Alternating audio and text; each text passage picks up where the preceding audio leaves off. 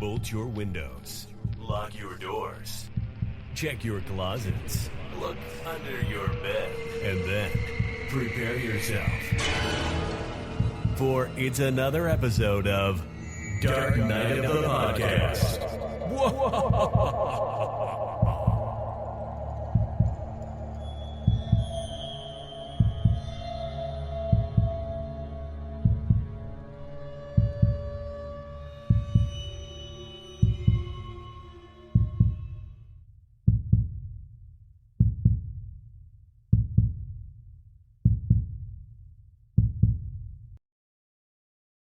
Oh, listeners, we are back. Oh, my goodness. It feels like a monumental event after the way the last few weeks have gone.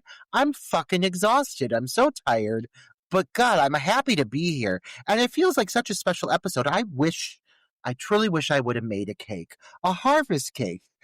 Troy, are you, after watching this movie, are you hankering for a fat, wet slice of harvest cake? You tell me. You know what? Was there even frosting on the cake? There was like a very moist, decadent glaze atop it that looked like a load. It looks like someone dropped a fat load all over that butt cake. You know what? Feed it to me. Feed it all to me. All to you and our listeners. Leave some for the listeners. Don't be greedy, Troy. Some harvest cake and a wonderful episode to come, I'm sure. Because today, Troy, we're covering a film that I dare say has become, in a way, a modern-day classic for an array of reasons, but it's kind of a master of the craft, working in their wheelhouse, dare I say, and offering up something that is both very much classically this director. It's exactly what you would kind of expect from them, but also it feels very fresh and new and kind of like not any other films that have come out in a while, especially in this time. This film came out in 2009, and I can't think of a lot of other movies from that time period that I can compare this to. This film really stands on its own two legs, on its own 2 feet, as something very unique, which is weird because when you think of this film and you think of the creative mind behind it, in a way, it almost feels kind of like, oh my gosh, I can't believe they're doing this again. I'm really shocked that Sam Raimi, I'm just going to say it, was able to take something that could have felt like a very tired formula for him as a director at this point, having done this before, having done Demons before, and still injecting something into it that felt shockingly fresh at that time. It really did. So I have a big appreciation for this film. I think it hits on all cylinders, honestly, but I'm curious, Troy, like I really know nothing about your thoughts or your opinions on this movie. What is your takeaway from the title we're covering today? Wow. So yeah, this film definitely, I feel, was a return to form for Sam Raimi. You know, he had, it seemed to really been trying to carve out himself as a serious director prior to doing Drag Me to Hell. He directed The Gift with Cate Blanchett, Hilary Swank. He directed A Simple Plan? Yeah, A Simple Plan with Billy Bob Thornton. And Bridget Fonda. So he was really making these films that were more on the serious level. And then all of a sudden, out of nowhere, pops Drag Me to Hell. And, you know, I think it was his way of just being like, hey, yeah, I'm trying to dig my feet into some of these more serious films, big budget films, but I also am going to remember where I got my start. Right. And I think that's what this really was. It was his opportunity to go back to his roots and do it on his own terms. I mean, he did this film and then he went back to the more big budget stuff. Like a couple years later, he did Oz, the Great and Powerful. He did, Spider-Man movies. But I really think this was his moment in his career where he's like, you know what, before I get too big, before I get too, involved in studio multi-million-dollar productions like Spider-Man, I want to go back to my roots. And I think that's what this film is. And, nobody can do it better than him. I mean, this film, Roger, is a fucking blast from start to finish. Yes, I love that you say that. Oh, that makes me so happy. The film, if you all haven't guessed it by reading it on our Spotify podcast or wherever the fuck it is, I'm sure you all know, it's Drag Me to Hell. Clearly, Sam Raimi, as you said, master of the craft. And, I don't know why I was even trying to be vague to lead into this. Because really, like, first thing that comes to mind when you think Sam Raimi, first thing that comes to mind is demons, is a great take on the demonic entities that gloriously plague his films, and it's funny because there is a certain like aesthetic, there's a certain personality almost, if you will, that you almost anticipate from the demons that exist within his cinematic universes.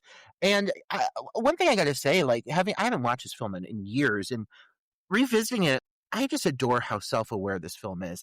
It really is Sam Raimi giving a great big wink to the audience, saying, like, I know everything you all love.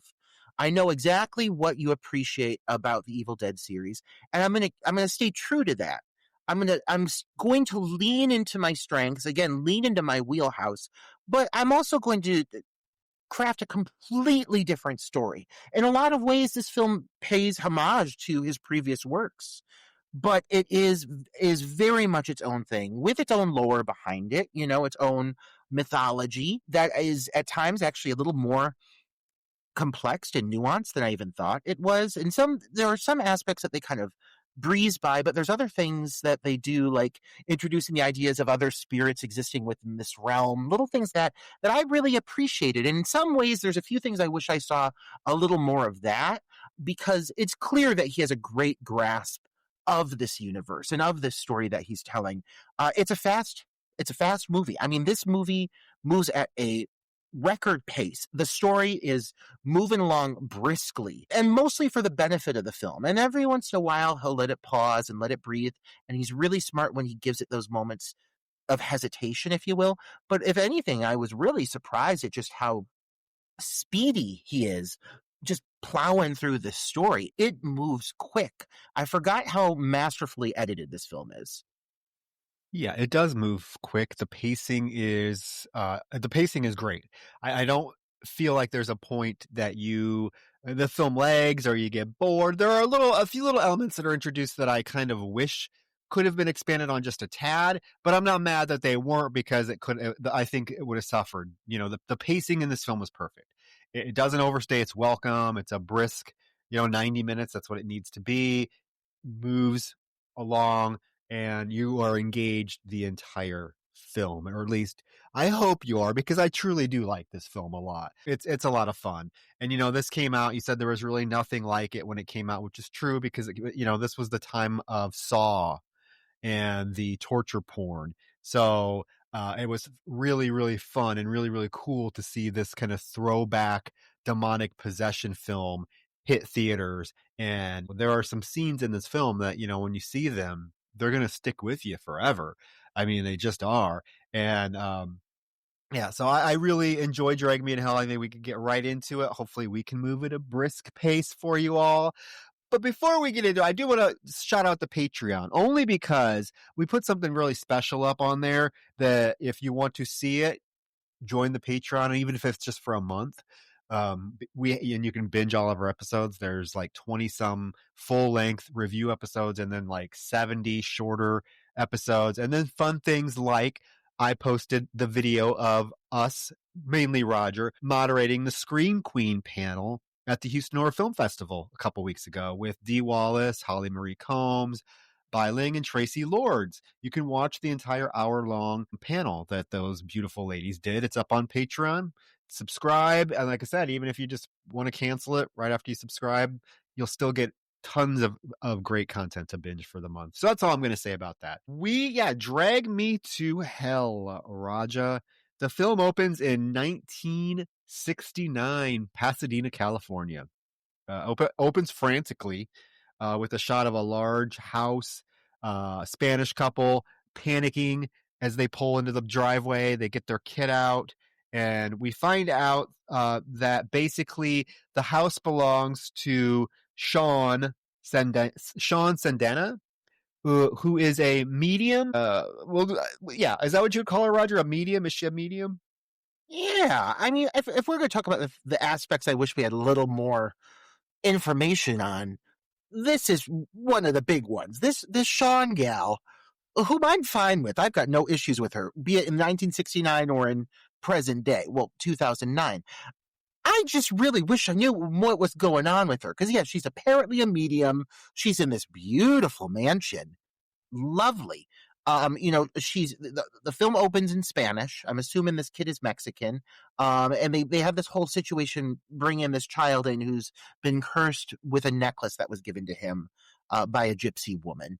And she's very aware that something's going on. And so in this very quick sequence, they bring this kid inside, him and his parents, and they set him down, and she starts to do this very brief ceremony. And in about 2 minutes, it all concludes with the kid getting overtaken by this entity and them all getting smacked around. He's seeing these shadowy, silhouetted figures of claws all over the walls and through the windows and everything. And all of a sudden, he's pursued by this invisible entity and launched over a banister to the floor below, where Sean runs in and basically witnesses him getting grabbed by these demonic hands, these claws. It's a great visual done all in silhouette. And so you see him get pulled down, but you don't actually see the details. You just see the shadow cast on atop her horrified face as she vows that they will meet again one day. And it's just this really quick sequence. It's really great. I like that it moves fast, but I would have loved to just give it a little bit more of backstory and understanding of this woman and the part she plays in this film. Because she really, in a way, she almost bookends the movie to a certain extent. But I feel like in order to have her have this grandiose introduction that seems to have a lot of weight to it, I would have loved to have just understood more what the fuck was going on. Because, yeah, I don't know exactly what her abilities are or who she is to have them, you know? I mean, Roger, considering a couple weeks ago, we reviewed a movie with such a three-dimensional, unforgettable medium in the broad from Children Beware Children at Play. I knew that's who you were talking about, that old gal. To go from that to this, yeah. No, I mean, yeah, there's not a lot of background on Sean, and I guess there doesn't need to be. That both actresses are capable. The second older Sean definitely gets a lot more showy role. But yeah, I am glad that this moved at a really brisk pace. It is fast. B, I love seeing that fucking kid thrown violently off a balcony. I haven't seen a kid hit a floor that hard since Halloween Ends, kid at its beginning. But also we do learn the reason why he's being pursued or plagued by these demons is the fact that he stole a silver necklace from a gypsy woman. And they assume that she put a curse on him. And this curse is basically one that causes you to have basically causes this entity, which we find out is called a labia. No, it's a lamia. Either one would be terrifying to be pursued. Haunted by labias, the Troy Escamilla story. Oh my God. That's my biography. But no, so basically it pursues you for 3 days, and then on the third day it takes your soul and drags you to hell. That's what happened to this little boy. And yes, he is immediately dragged to hell as his parents and poor Sean watch on. And she does vow, we'll meet again. But it's a great visual. Adios mio, and they run, and the parents like run off and panic, and then it's just that dramatic shot of her looking down, full of rage in her eyes. I really wish she got to do a little bit more later in the film, but that's a personal gripe. I'm hunting for those because really, not a lot of gripes with this movie. But yeah, you're in a time jump real quick. Like all of a sudden, you're in 2009, and you are introduced pretty quickly to the lead character, Christine Brown. You get this brief little kind of like artsy opening title credit sequence where you get these cool illustrations of like different demonic possessions, but it's brief. They fly through it, and like you're on the highway. You meet Christine. I think right away they do a really good job of giving you, the viewer, a strong idea of who this girl is and her insecurities and her quirks. Like, say what you want about Alison Lohman. She's made a couple choices in previous years that are a bit disheartening for me as a fan of this movie. But if I'm going to look at this as just, judge it on the art and the caliber of the performance alone, I think she's really quite an endearing lead. And it's very important that the character of Christine Brown is painted to be a good person who makes a couple of mistakes, but overall, her moral compass is her guide throughout the majority of this film. And I think that Alison Lohman does translate that really well. You know, the meekness, like I said, the insecurities. You come into the sequence of her on the highway driving, working on pronouncing her syllables properly because she's trying to get this promotion with her company that becomes a major point of development for her character. And I think they just do a really good job of giving you a strong idea of who she is and giving the story a very strong anchored character that it revolves around. I think she's a great lead, despite my personal issues with the actress, dare I say. Yeah, I mean, she is endearing, and they do really quick things to give this character a lot of backstory. They don't need to linger on long conversations with this character. There's little things, like you said, the CD she's listening to. I think she's specifically listening to it to try to get rid of her Southern accent, because we find out she grew up on a farm. And every once in a while, and I think it's funny, when she is angry or gets, scared and she yells something. I don't know if you notice, there's like 3 times in the film where she does it, where it comes out in a Southern accent.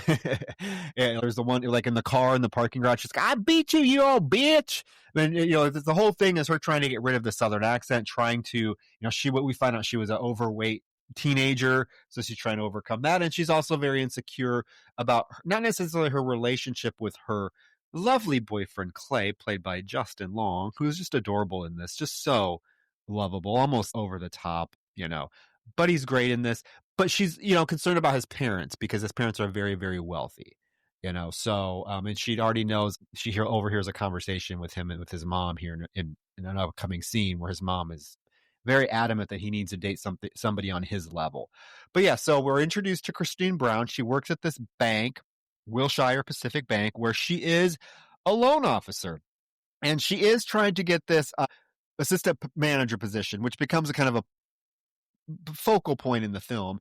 There's a new gentleman, newer to the firm, named Stu. So basically the position is between her and Stu, and she asks her boss, Mr. Jacks, about the promotion, and he is very tiptoey around, and he's like, "Oh, I don't know. I know it is between you and Stu." And she's like, "Well, Stu is so new. Like, why would you consider Stu?" And he tells her it's because Stu is assertive and can make tough decisions. And she says, "Well, I can make tough decisions." And he's like, "Well, yeah, I guess you can. Now go to lunch and get me a turkey sandwich." Stu hears this and asks her to bring him a sandwich as well. And he does, I'm going to tell you, he does ask her for spicy mayo, this fucker, because when she comes back, he pulls some shit to try to make her look incompetent. My God, it's such a good introduction to an unlikable character. And he's sprinkled throughout the film, but like he kind of in a way almost becomes her arch nemesis, though there is definitely another force that's significantly more intimidating. In the workplace, this is her nemesis, and they really do a good job of making this character just seem like a shitty fucking dude. So yeah, well played, despicable character. But overall, Christine, she's got a heart of gold, and she's very concerned about other people and how they take her, and that plays into her weaknesses, play into what happens to her, because her goal is to be assertive, and so she's got this brief moment here where you do actually meet the character of Quay, again played by Justin Long. And while this is Christine's film and she does a fantastic job carrying that, I have to say the scene stealer in this movie is Justin Long. And normally when you think scene stealer, it's because they're big and goofy and over the top, or, they have all the laughs. I mean, honestly, for me, he is the scene stealer truly because he is one of the most likable boyfriend, like opposite the lead female character, that typical boyfriend mold that you expect you're going to get. He takes that and he injects so much, again, likability, humanity, heart, genuine caring for her, which is very important for this character. He does such a wonderful job of making this guy seem like just a truly lovable guy. And I think that whenever he is on camera, though she's great in the role, she's at times, I would dare say, slightly, ever so slightly wooden with some of her deliveries. He is not ever. He has such a natural fluidity to his dialogue and his pauses and his hesitations, and just the way he words everything feels so natural. I feel he brings out the best in her when they're on screen together. I mean, it's Justin Long. Bona fide Scream King by now. Wouldn't you agree? I mean, he has earned that title. No, and he, like I said, he's great in this. Yeah, I mean, that's all you can say. He's charming as fuck. Charming as fuck in this. I do like their connection. They do have some chemistry together. Although there's many times in this film where she looks exactly like Anna Paquin. The resemblance to Anna Paquin, I'm telling you. But do you also know, Roger? I don't know if you know this or not. Do you know who originally was cast as Christine Brown? No, dropped I don't. Dropped out at the last minute. Elliot Page. Yeah. Really? Yeah, absolutely. Yeah. Yep. I cannot envision that in any time frame or context. I love Hard Candy. Phenomenal performance. But it's kind of I don't know. I think Alison Lohman is great. But I just found that piece of trivia, and I mean, there's that. I love Alison Lohman in Big Fish. We're going to cover that one day. Fish. It's not a horror movie, but we're going to cover it. We're covering it. Get me crying. But yeah, she goes to his. Well, we also find out he's a college professor, which is interesting because he looks like he's about 12. But it's his first week, and she goes to have lunch with him. And this scene exists for a very specific reason. It's because she fixes his printer that he says he is unfixable. She fixes it right away. But B, she gives him an envelope, a white envelope. It's a little gift, she says. And he opens it up, and it's a 1929 Standing Liberty coin, which is apparently really rare. She came across it at the bank, and he collects coins. It seems really insignificant right now, but it actually has a huge purpose in the film. And then when she leaves, this is when she does hear the phone call with his mother about how he needs to quit messing with this farm girl and meet somebody that has more ambition and is more on his level, and again, it hammers home her insecurities and the fact that yes, she really wants this promotion because I mean, assistant manager of a bank branch is nothing to laugh at. And I mean, it'll make her feel more on his level. I mean, you got college professor, loan officer, so she gets back to the bank with the food, and she gives Stu his sandwich, and he says, "You messed up my order." She's like, "No, I didn't." He says, "I said no mayonnaise." It's like, bitch, we have a rewind button. You rewind that scene, and he specifically tells her spicy mayo. Oh, I hate this guy. He's just trying to make her look incompetent is the whole what he's trying to do. Like that she can't take basic orders, And she's still meek enough that she starts to defend herself, but she really just walks away. And I think, I keep mentioning her insecurities because I really think they do a good job in the brief time that we have already spent with Christine Brown. They do a really good job establishing exactly why she does what she does in this next moment. Because as she sits down at her desk, you've got that great fucking moment where you get the nails, the talon-like nails, clicking on the desk. And she looks up, and there, right in front of her, she sees one Mrs.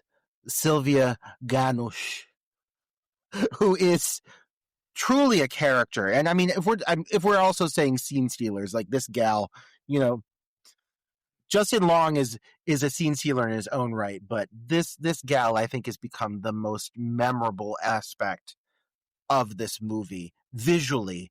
When you think of this film, I think you think of Sylvia first and foremost. And I want to acknowledge this because this actress actually, her name is Lorna Raver, recently passed away. And that was why I thought of covering this film, because I saw that.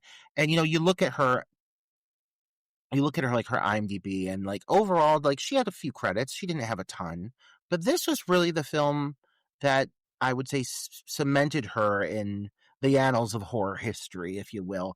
This role, and this is something she had, 2009 wasn't too long ago. She's already older. But boy, does she take this role and just breathe life into it. And in a lot of ways, this character could be such a caricature. But for all of the ways that she is, she also very much is not. She is a woman with a lot of pride, and she is desperate, and she gives her elements of sympathy. And even though you want to root for Christine through the whole course of this film, you also feel for this woman because the situation that she's dealing with is unfortunate. And like I said, she's desperate to find a solution. And the things she does and the things she says to Christine here throughout the scene, it just played really, really well. And it feels both elevated and over the top, and also very human and natural in some ways. Well, what is happening is her house is being foreclosed on by the bank, and she is there to ask for an extension. She has every intention to pay, but she says she just needs a little bit more time because she's been struggling. She's been sick, and actually the sickness has taken her eye. I mean, there is a very memorable visual. One of her eyes is like the milky, color. And Christine, you can tell Christine really sympathizes with her. And initially, it seems like she wants to help her. She even goes to ask Mr. Jacks what she should do. And Mr. Jacks tells her, it's really your decision, but just know foreclosing, that will earn us, the bank, lots of money on fees. But it's really a decision that's yours. So she walks past that empty manager desk, and this is when she kind of seals her fate because she does see Stu talking to clients, laughing with clients. There was a moment earlier after lunch that she sees Stu give Mr. Jacks Lakers tickets. So she makes a decision, because you have to be assertive, as Mr. Jacks says. She makes a decision to tell Miss Ganush that there is nothing they can do. It's too bad, sorry. And you get this moment where, this poor old woman, she throws her papers on the desk. She gets up. You think she's going to walk out. She turns around and she is just, you feel for this woman. She's like, I am a proud woman. I've never begged for anything in my life.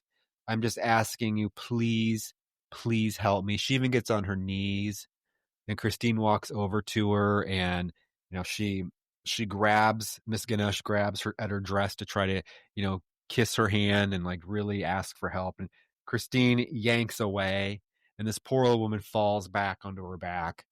And there's the unforgettable moment where she just stands up and she's like, they're all quiet. You got Octavia Spencer back in the background looking on. Not a fucking line. But no concerned. line. Indeed. A face of concern, Octavia Spencer. Between this and Halloween 2, I mean, this woman had the featured extra role down circa 2009. But yeah, and Miss Ganush is like, you shamed me. You shamed me. I asked you for help and you shamed me. And security's like, come on, Miss Ganush, you got to get out of here. And Christine feels bad at this moment, and she tries to go after Miss Ganush and says, Miss Ganush, I'm sorry. Miss Ganush turns around, screams at her violently, and then charges at her, trying to grab her throat. And security literally has to like rip this old woman off of her and get her out of the building. I mean, it's a heartbreaking scene because you don't ever want to see an old woman be thrown to the ground or kicked out of her house. I mean, she's lived in this house her whole life, as she said. It's just a tough situation, and this is 2009. This was right around the housing crisis when this was really happening to people, So many things about Mrs. Ganush work for me. From the gypsy accent to the babushka, the dead eye, to the orange mucus coming out of her lungs when she hacks into that handkerchief.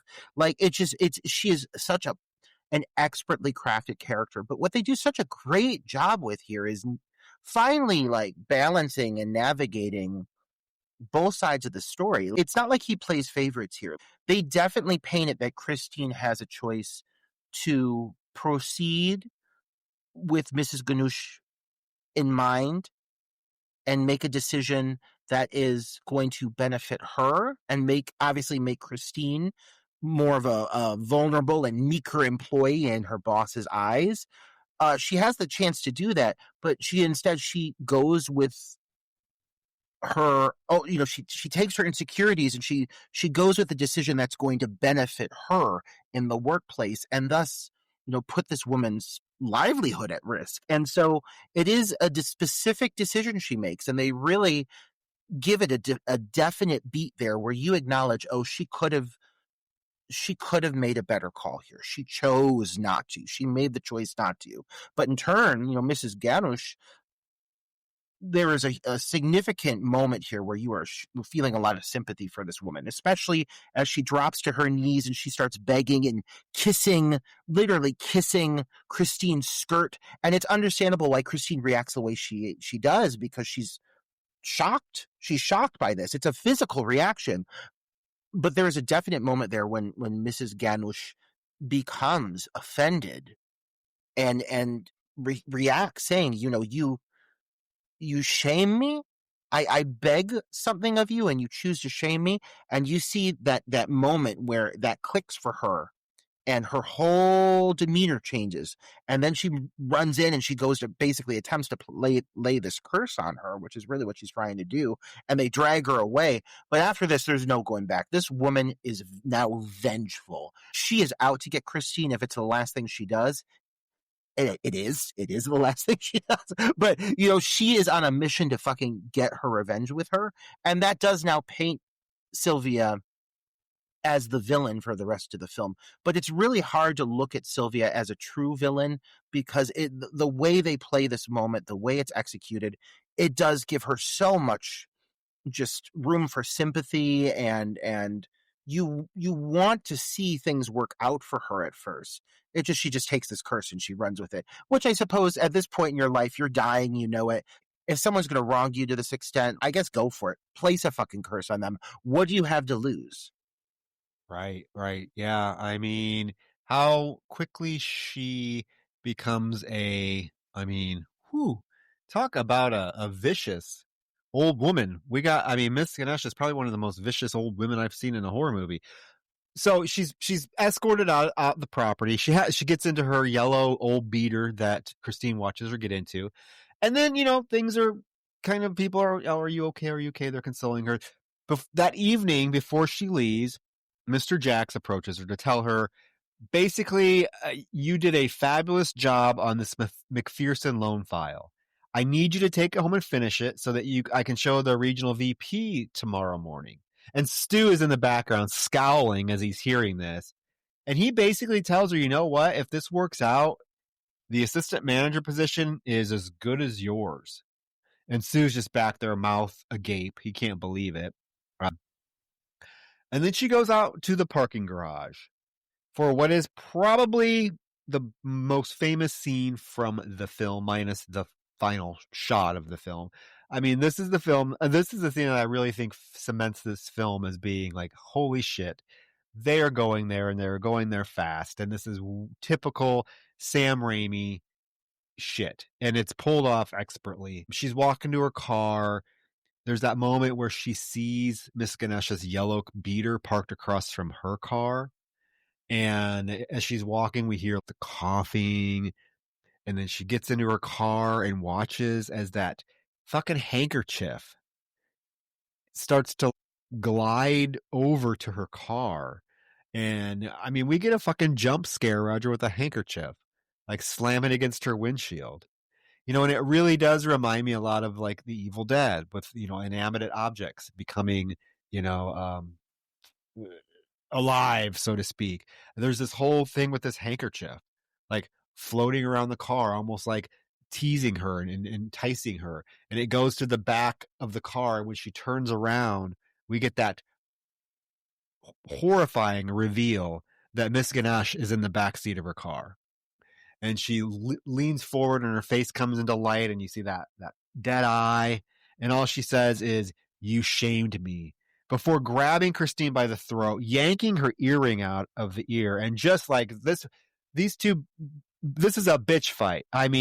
These two go at it, and it is violent. Almost absurdly violent, where you're laughing. Like, there are a couple moments where I laugh. And that's how it's almost like cartoonish. We're getting dentures flying out of mouths. We're getting rulers shoved down throats. We're getting staples in the eyelids. And we're getting all kinds of shit. Because the minute that Miss Ganesh grabs Christine and yanks her, remember, Christine brought a bunch of supplies home with her so that she could finish the file. And one of them is a fucking stapler.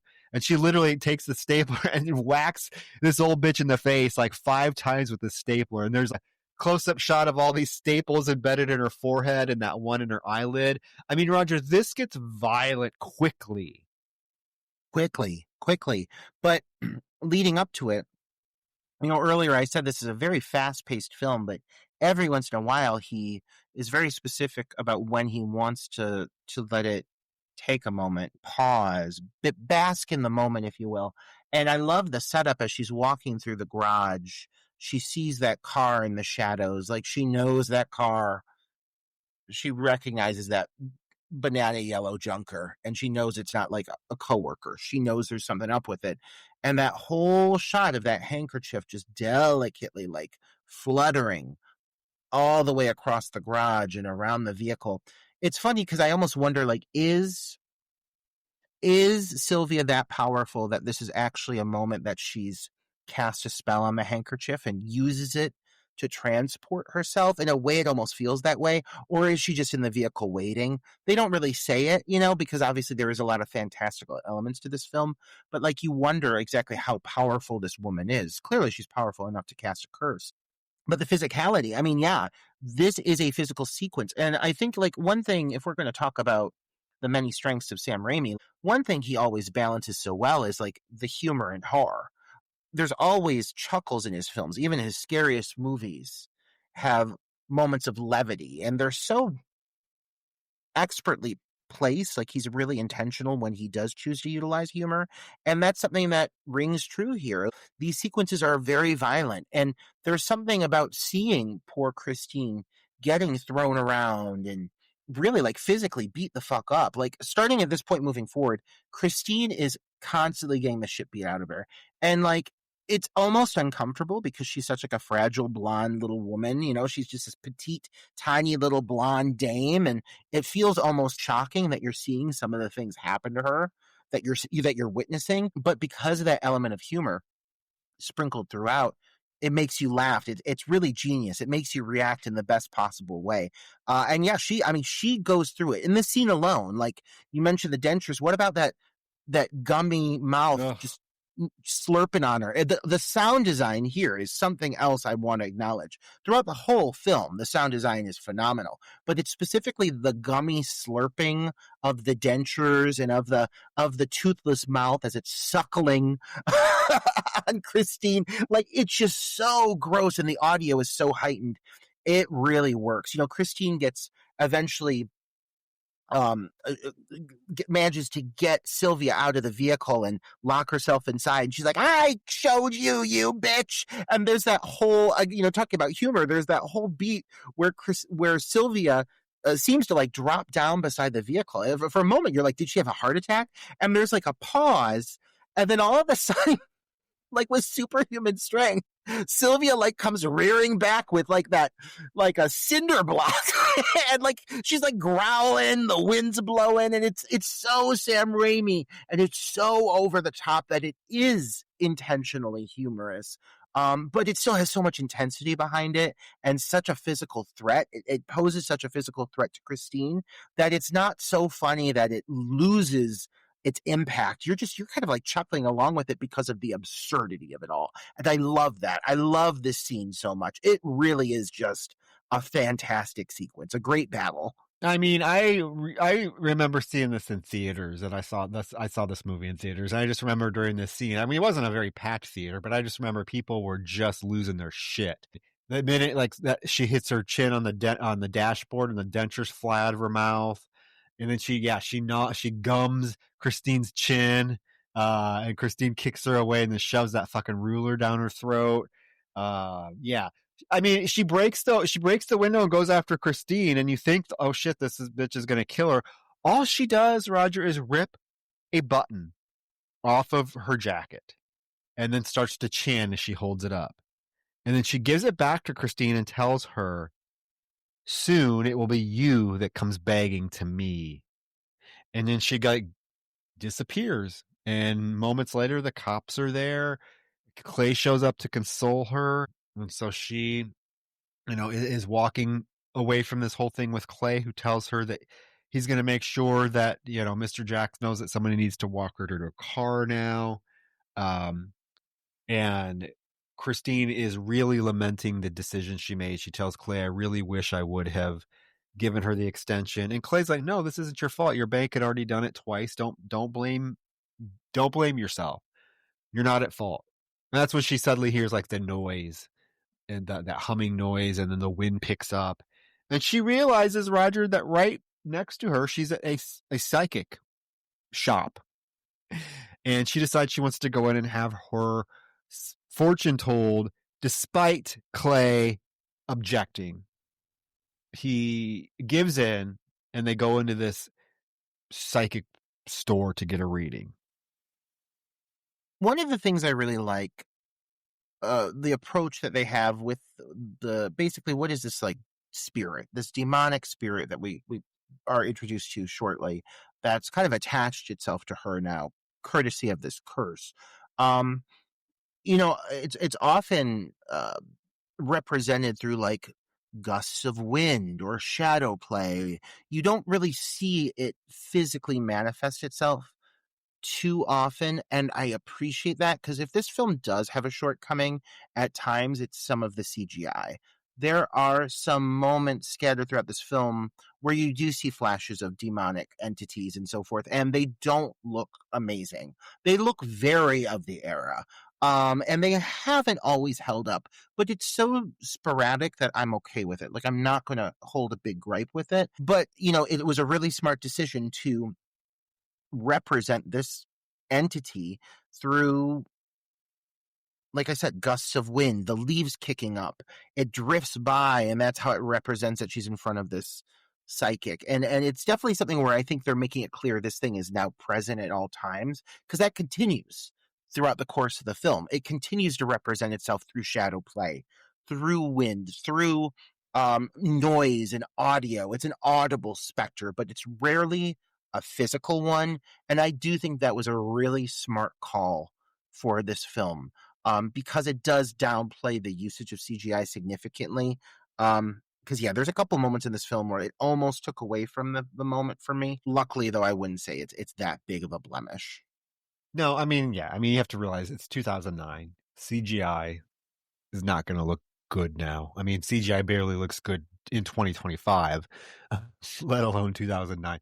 But yeah, there are a couple moments where you cringe at how bad the CGI is. So they go in and they meet a psychic, Ramjas, who is going to charge them $60 for this reading. A little pricey, but hey, if he's really psychic and we find out he is, then I guess it's well worth it. Clay is totally not on board with this. He does not believe in psychics. Him and Ram get into a little spat almost about philosophers. And finally, Christine has to tell Clay just to like be quiet and let her do this. And so they sit down, and he tells her that she works with money. And she's like, well, yeah. And you see Clay in the background. He is just making facial expressions and just like gestures every time Ram says something. He's like, oh, you lost something recently. And she says, no. He's like, wait, you didn't lose it. You had something taken from you. She's like, I don't think so. He's like, yes, a button. And it's like, yes, it was a button. And so he, all of a sudden, he must feel the presence or the spirit around her, because he lifts her hand up and then looks into her face, and we get that real quick vision that he sees of the demon. And he backs away and tells her that they are done for the evening. He will give the money back. He's tired. They just need to go. And she's like, no, please tell me what's going on. And he says, well, you do have a dark spirit that's upon you. And apparently someone put a curse on you. He's right. I mean, he's right. This whole palm reading moment is another moment that chooses to like pause for a moment. I really love how like the sound drops out, and he's just sitting there staring at her, and it's kind of, moving in closer on his eyes as he's really trying to focus on what's going on. And they don't show you a ton. It's just obviously he has this big reaction. And he even says, he's like, I'll give you your money back. I want to end this session. He's clearly really shaken by it. And you're right. He is right. And there is that transition as they leave. They do it twice in the film, but it starts with like the treetops as they're driving, and it like and it swings down into the vehicle through the windshield. I love that transition. It's so moody. But yeah, I mean, she's clearly shaken up, and Clay is convinced that this guy is a hack, but she knows, she's already aware. She's like, there is something more going on here. Yeah, no, she is absolutely convinced. He drops her off at home where she has this sweet little kitten, that's introduced that has, a lot of meowing to its character. You can tell they're like fake meows. It's so funny because the cat will meow and you're literally seeing the cat in the background, not even like opening its mouth. They do a lot of meowing sounds.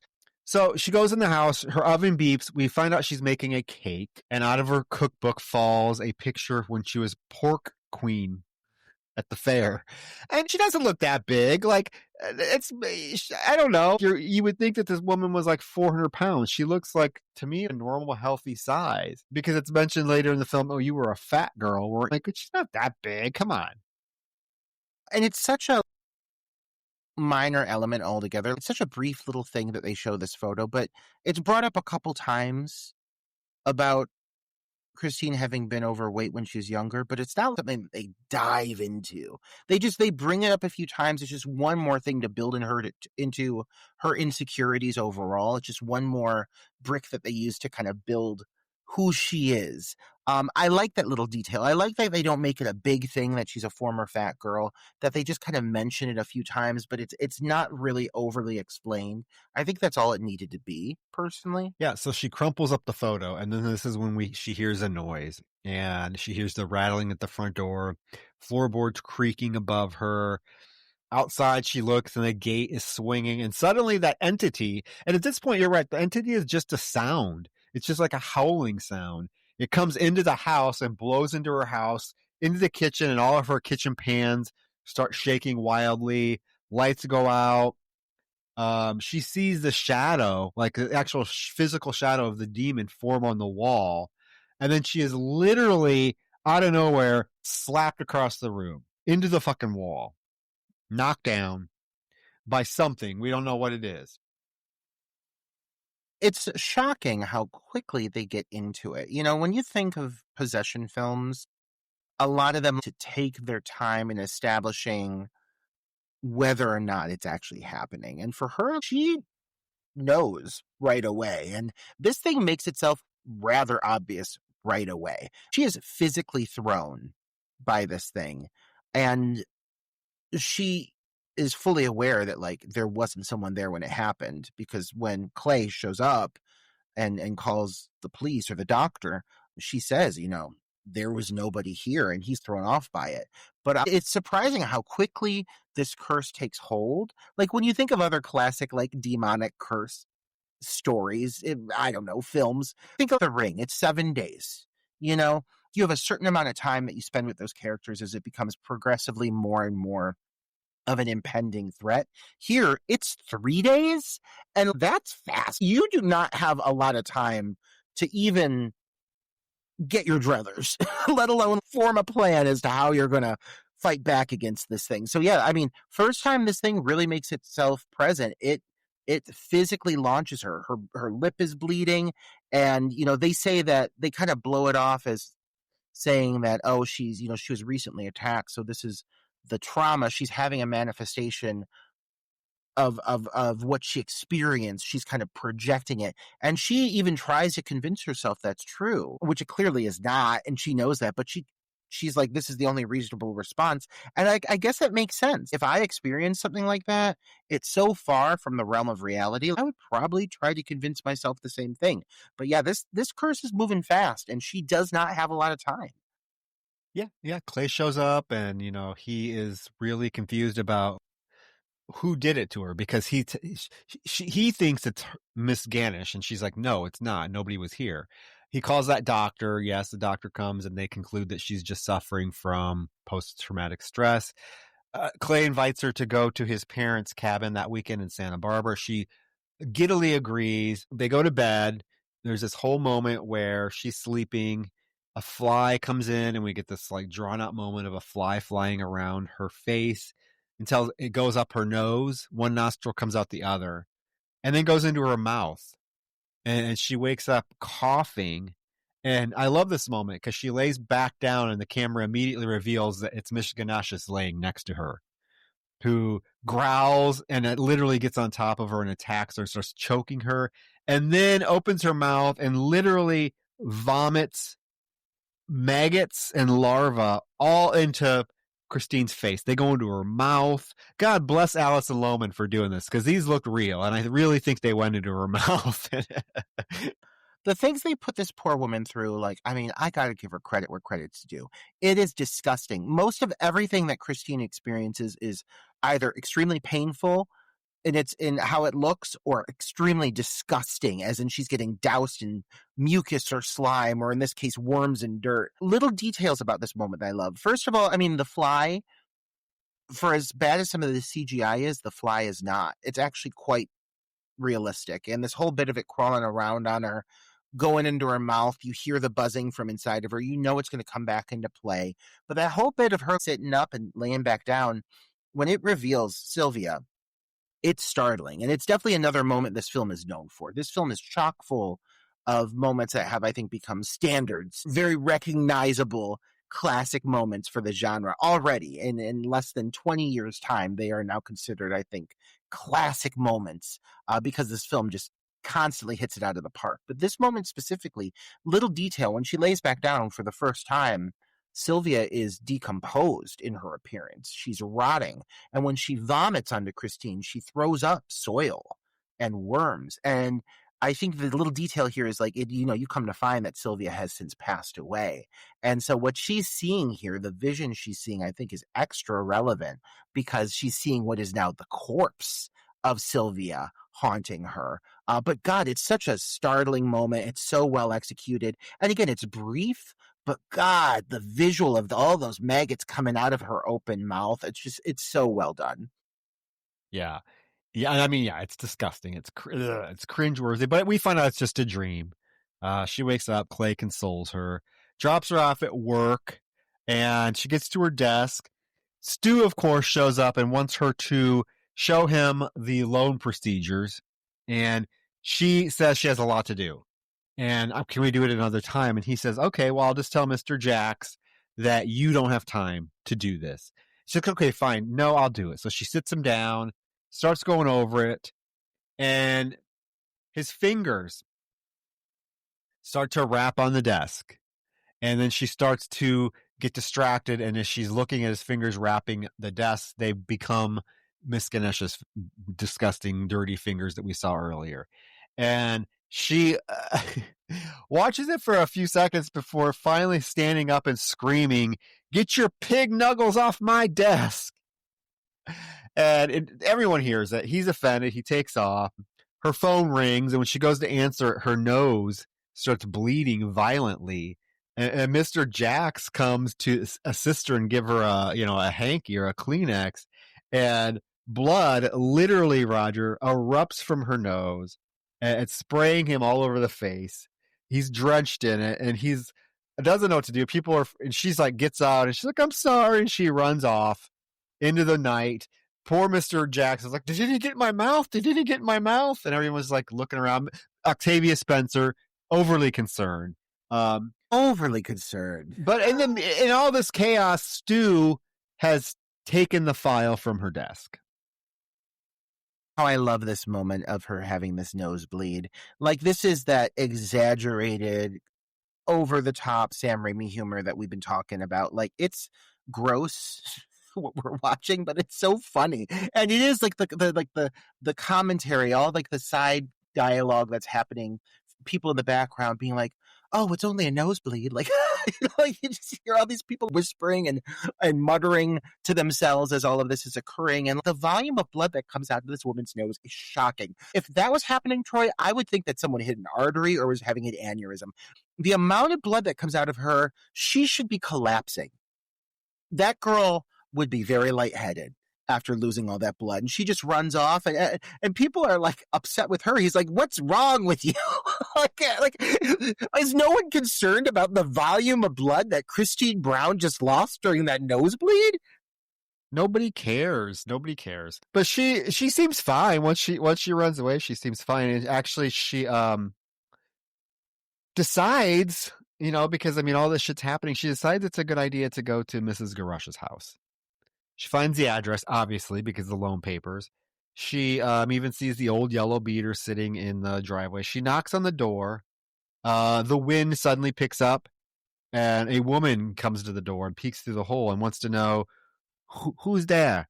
And it is a friend, Christine says. And this woman opens the door, and immediately it's this younger woman who says, "Oh, I know who you are. You're the one from the bank that took my grandma's house." Christine's like, no, the bank took her house. I just worked there. And then the young lady says, "Used to be a big fat girl, didn't you?" "I can tell," she says. "How can you tell?" "I don't know." And then she says, "You're not welcome here." And this is when Christine pleads with her. She's like, "Please, I need to see her. I can help." She's like, "Oh, I suppose you're going to make everything right for her, huh?" And Christine's like, "Yes, I'm going to try." So she invites her in, points her down the hallway, and we find out that Christine is all of a sudden launched into a giant celebration of life for Miss Ganesh, as her casket is sitting in the middle of the room. Christine is just so overwhelmed, Roger, that she does not see the casket as she bumps into it. And the corpse falls on top of her and then proceeds to spit, I'm assuming like embalming fluids and shit, into Christine's mouth as the guests pull her off. And then we find out it's her granddaughter. The granddaughter's like, "You deserve everything that's coming to you." Love this transition of her entering, like going down the staircase and like entering the house, and that guy comes up behind her as she turns the corner and pushes her through the beads, and all of a sudden she's in the middle of this funeral, like you said, celebration of life. And the realization she has as she starts to see all of the in memoriam items laid out, including the handkerchief is like placed in like a glass in tribute to Sylvia.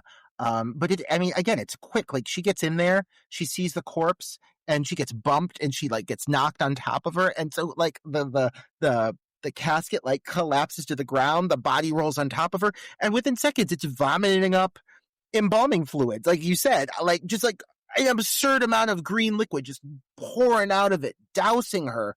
It's so over the top, and everyone's just like sitting there shocked and reacting like, "Oh gosh," and they like lift the corpse up and put it back, and they go like right back to drinking, which I guess is very, in a way, it's like almost kind of playing off the culture, if you will. But I love this moment. It's so absurd. It's right in line with everything else that's happened. But poor Christine, it's kind of just one thing after another. It is literally scenario after scenario of how can we beat this girl the fuck up. It's so exaggerated, but it really is so fucking entertaining.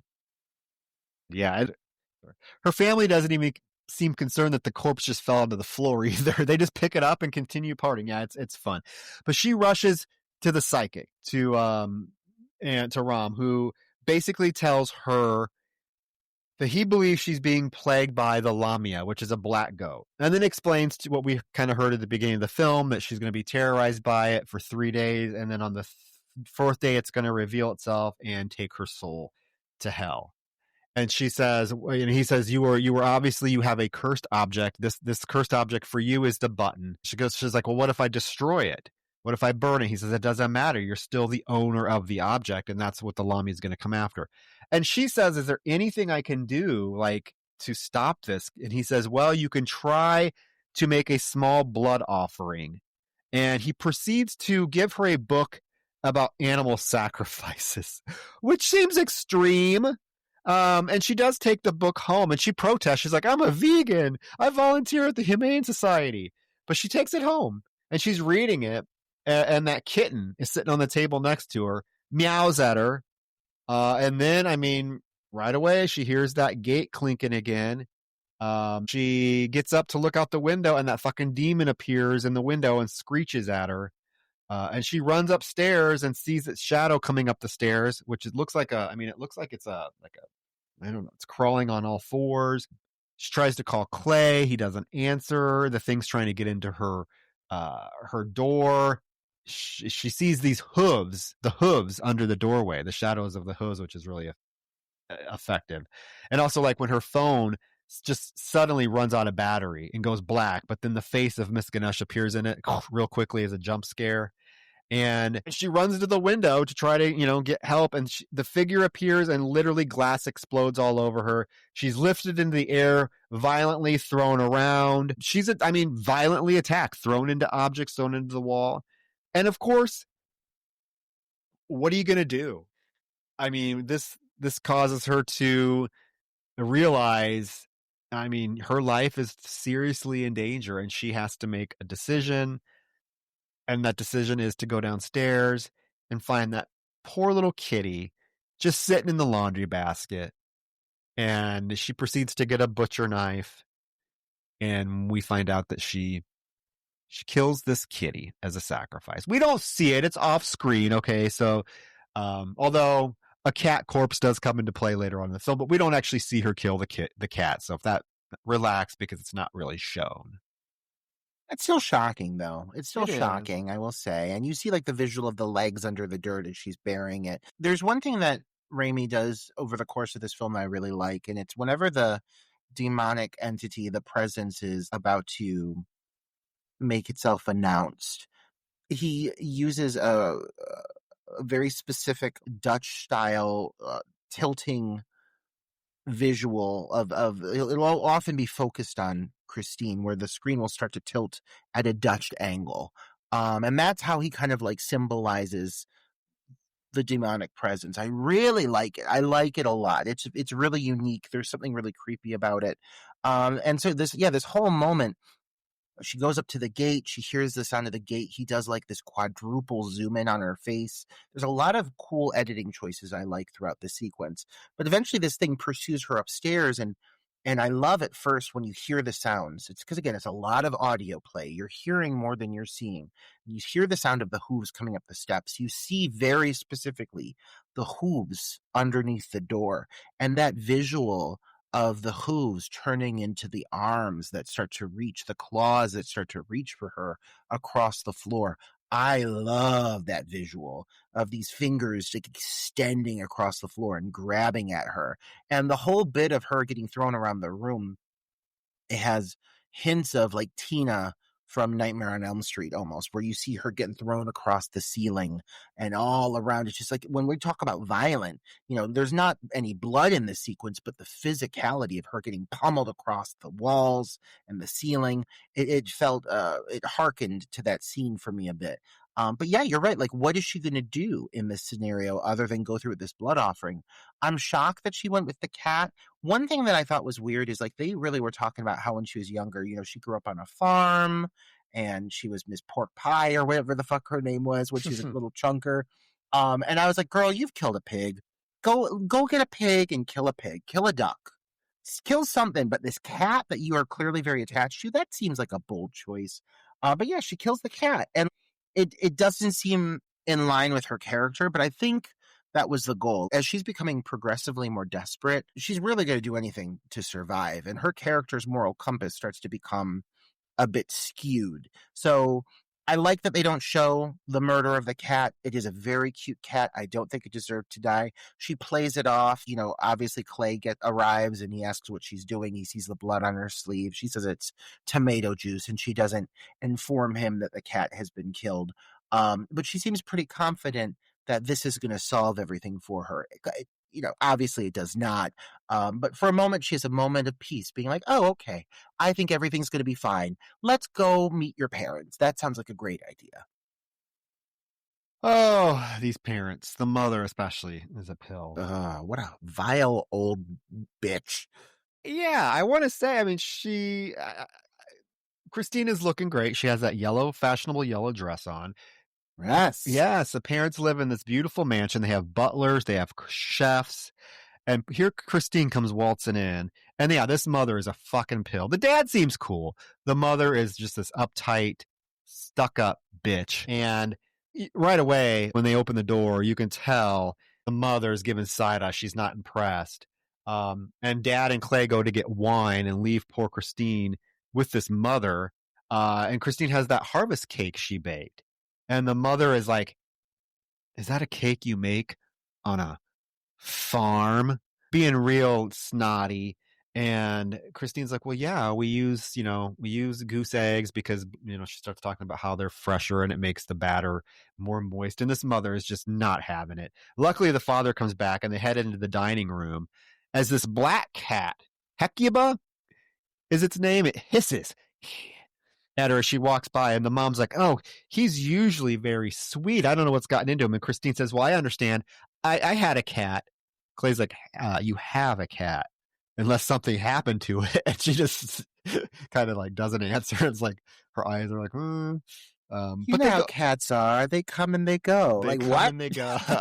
Do they? Okay. If you're a bad cat owner, I guess. Yeah, never. Here's the thing: never let your cats outside.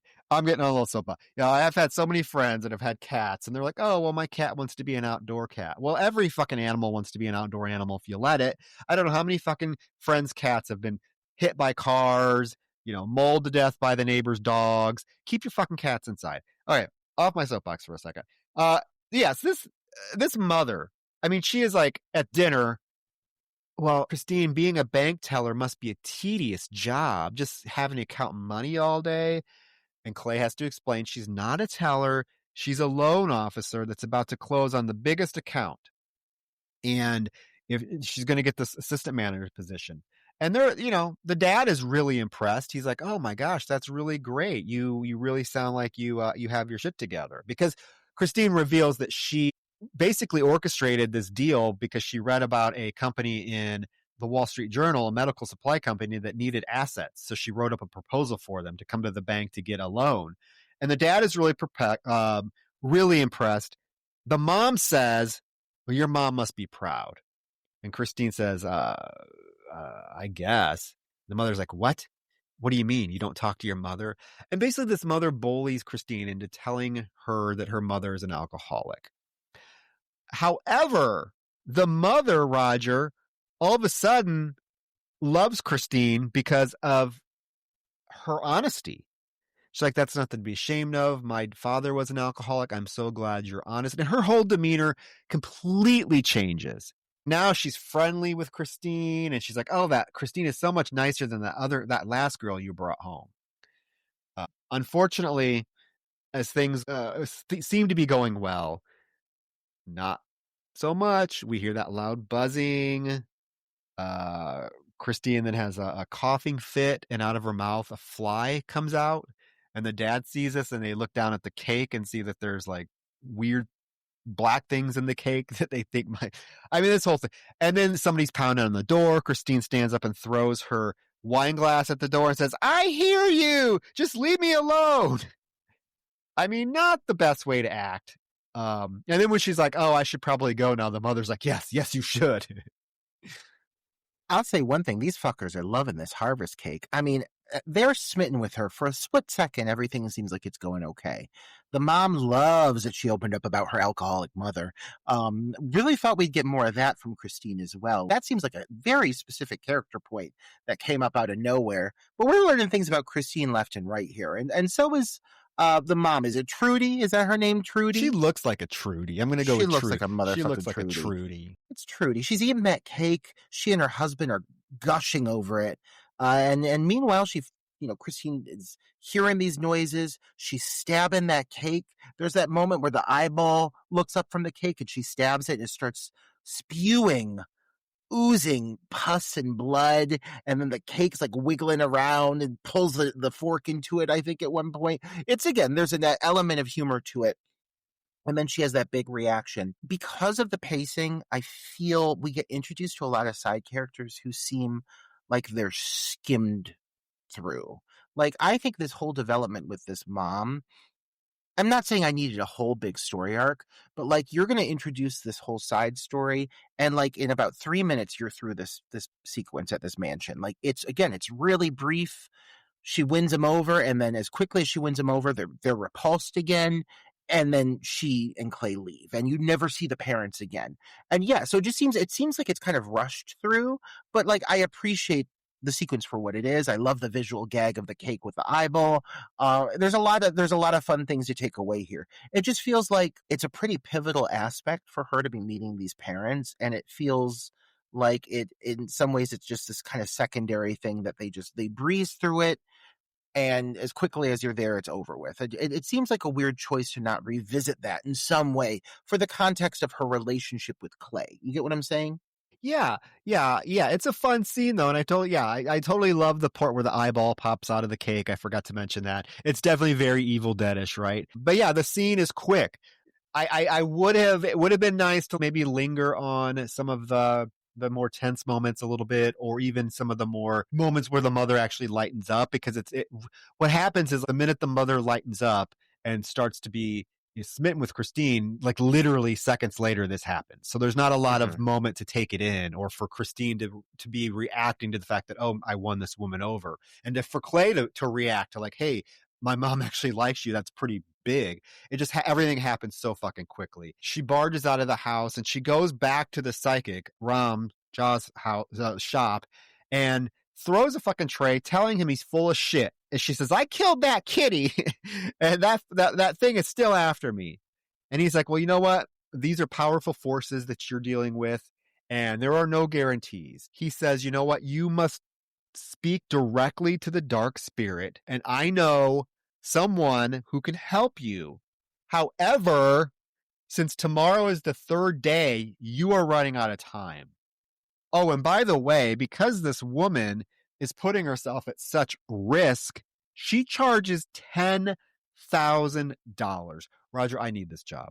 I need a job where I can do something and get $10,000 for literally what amounts to like 2 minutes of work." I mean, this gal, I mean, it does take her life. Like, let's be clear. Like, there is clearly, there is a threat to one's life, and it does end up killing this woman. So $10,000, I guess, like, give me my money back. The woman's now dead. But yeah, I mean, Troy, you would make a wonderful medium. I'd really be curious to see you take on this role. This really could have been anybody, because we're introduced to this character, ends up being the gal from the opening sequence of the film.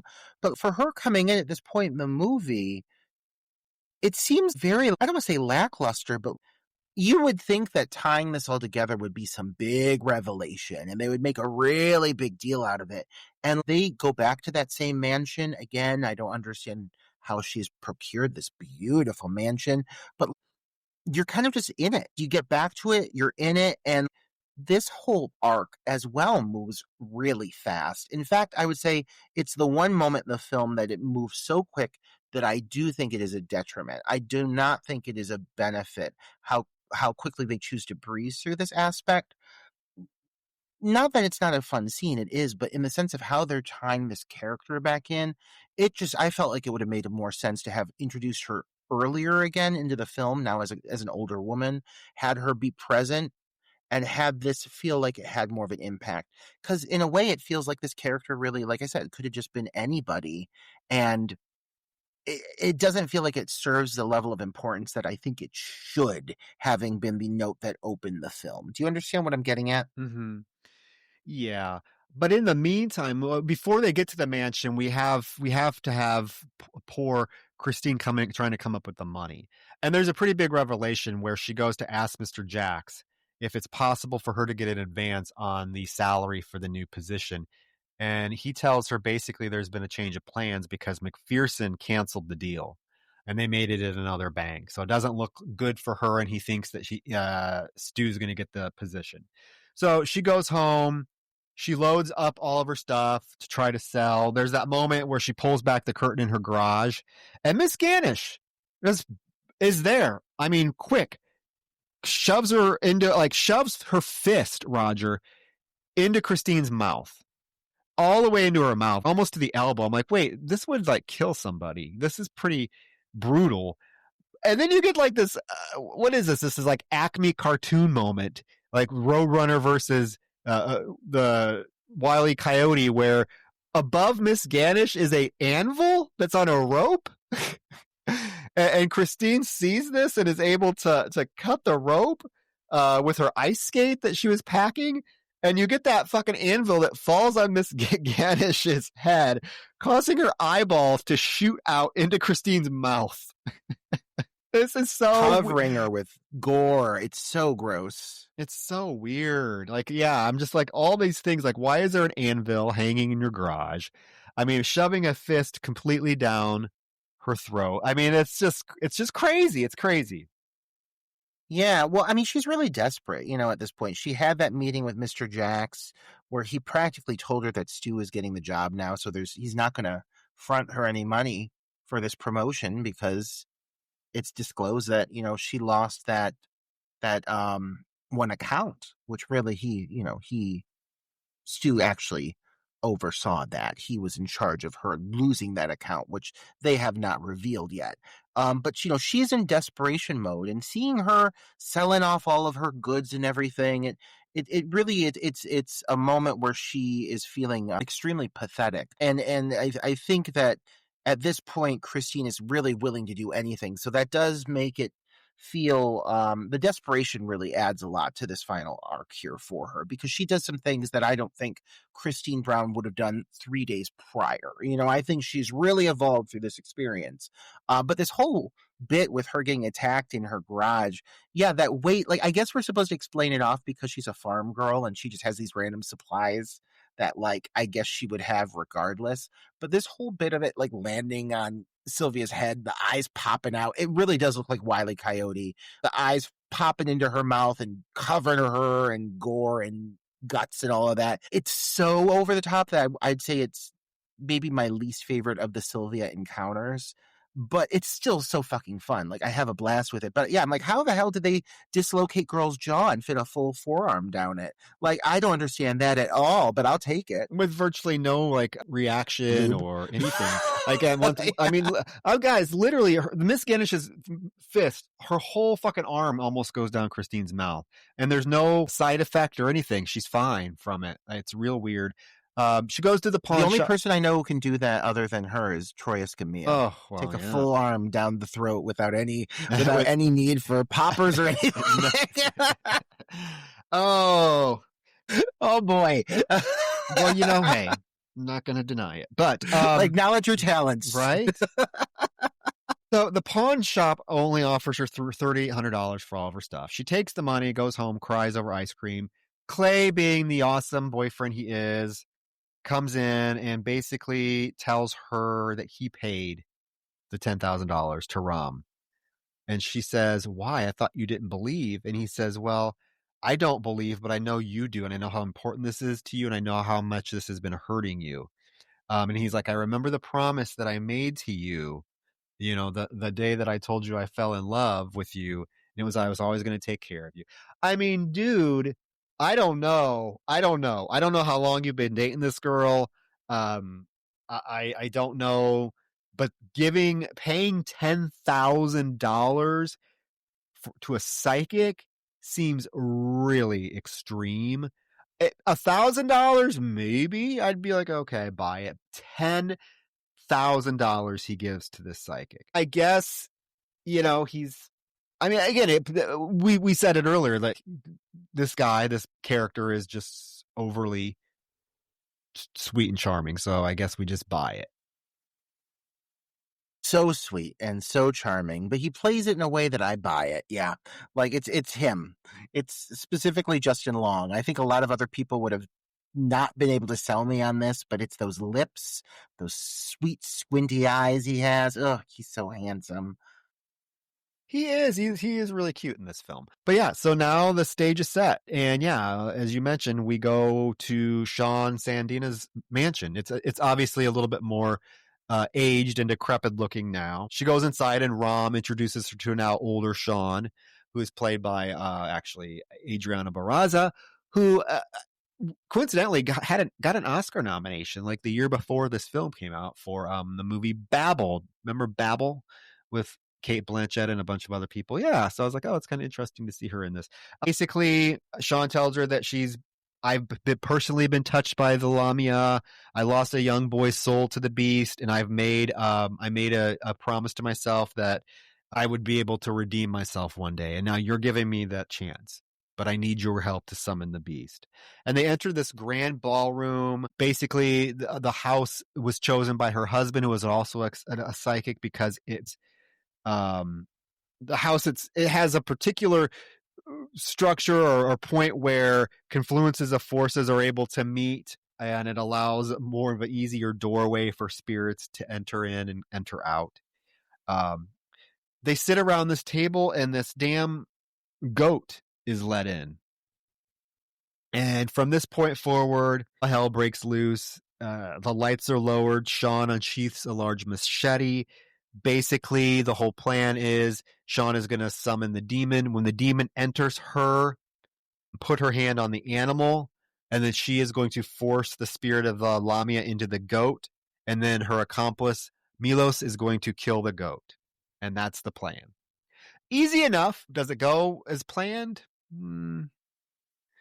Not really, because they start the seance. Ram tells her she needs to start chanting that I welcome the dead into my soul, which she does. And they're chanting. When all of a sudden, hell breaks loose, Roger. Chandelier shakes, glass breaks, laughter. Sean says it's not the Lamia, but spirits of some other unsettled souls. Now, this I could have done without.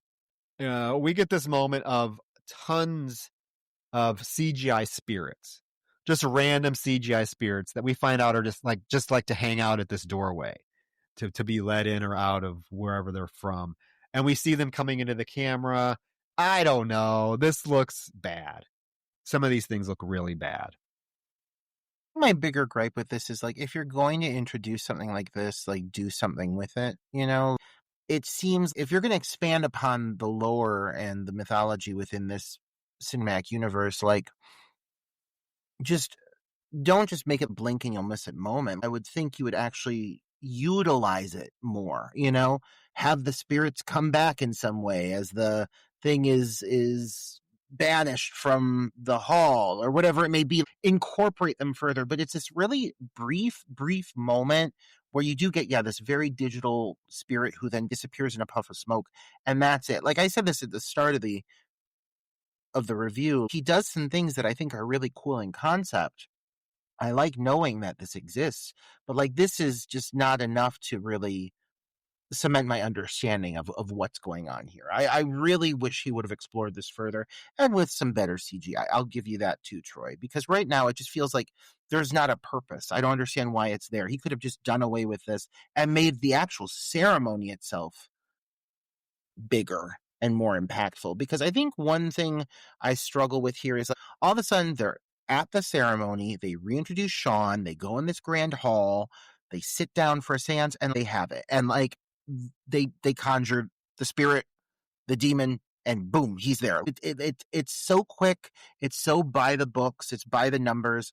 It's not like they hit any real major disruptions other than this weird spirit moment for a second. Pretty quickly, the Lamia is there in the room, and they just kind of move through it, and he's there, and at one point he possesses Sean, then he possesses the goat, bing, bang, boom. And it's just something that I feel like if you're building up to this, I would think that this would be so much more of a like centerpiece of the film. This would be so much more of a significant moment, but it feels like just so brief. And I really do feel like this is a point in the film where I don't want to say it loses steam.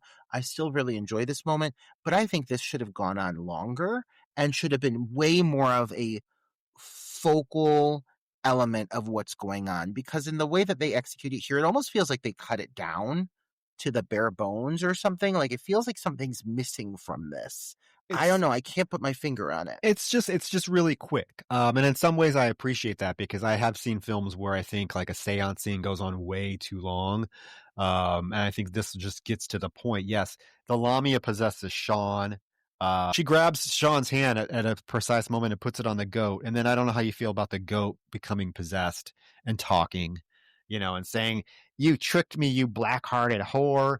And then Milos tries to kill the goat with the machete, but instead he becomes possessed.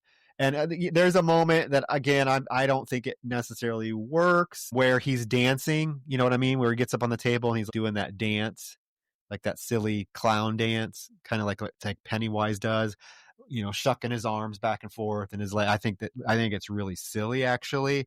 But he does knock Ram down, and then he moves towards Christine and he tells her, "I didn't want your fucking cat, you stupid pork queen." And he pukes out a CGI cat on top of her. Her dead Oh my cat. God, that CGI cat. I know. The CGI cat is some of the worst CGI in the whole film. And there's plenty of bad CGI in the film. But yeah, I think that's my thing is this moment, it kind of like it just is by the numbers, and the few things it does are not exactly the direction I was hoping it to go. Like, you're right, the element of humor of him dancing around, it just takes it too far. It's too much of that Sam Raimi humor. I wish they would have scaled it back a little bit at this moment and let this have been a scarier sequence, because at the film's core, it's still a horror movie, you know? And they do start to do some of those very Evil Dead zoom-ins on them when they're sitting there in the midst of the seance around the table. Like, it starts to feel like it's going there. And even the makeup on the assistant when he becomes possessed is extremely Evil Dead. Very much more than anyone in this film, it harkens back to the original Evil Dead films. So I feel like he was almost playing this scene a little safe, because really what happens, the seance, like, you know, Sean gets knocked out, her assistant gets possessed, he's dancing all around, he vomits up that cat, and then eventually she comes to, and then she starts doing a spell in Spanish, and it causes the assistant to vomit up all of this red smoke, and basically he drops to the table and confirms he's okay. And there's this element of closure that you're supposed to feel for a moment, that you know it's a fake out, because this scene felt so abrupt and they moved through it so quickly. You know that it there has to be more in store, because this just does not make for a satisfying conclusion. Sean does die. I will say that. Like, that came out of fucking nowhere. Like, we barely knew her. We barely knew this poor woman.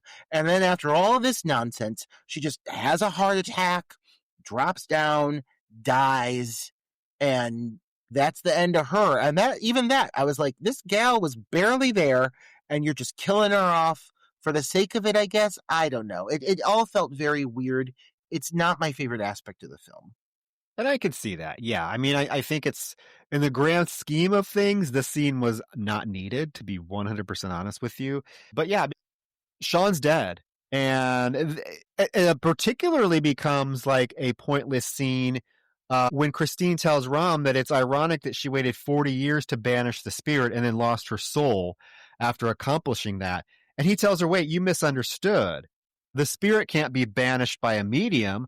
All she did was drive it from the seance. And so he's like basically now telling her, after she paid $10,000, he's now telling her, oh, well, there was no like guarantee that it could work. What were you thinking? The Lamy is still going to come for you tomorrow, unless you are not the owner of the cursed object anymore. This dude just wanted $10,000, Roger, because this was a solution he knew all along. She didn't have to go through this goddamn seance bullshit with Sean. She just needed to she just needs to give away the button to somebody. That's it.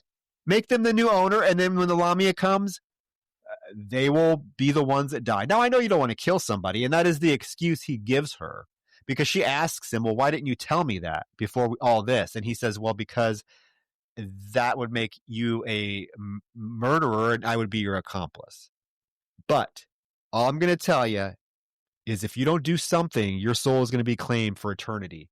So he takes the button and puts it in a white envelope, and he gives it to her. He's like, you got to do what you got to do. So she gets in the car with Clay. Clay asks if it's over. She says it is, when all of a sudden she sees a figure of Miss Ganush step out into the street and screams, and Clay slams the brakes.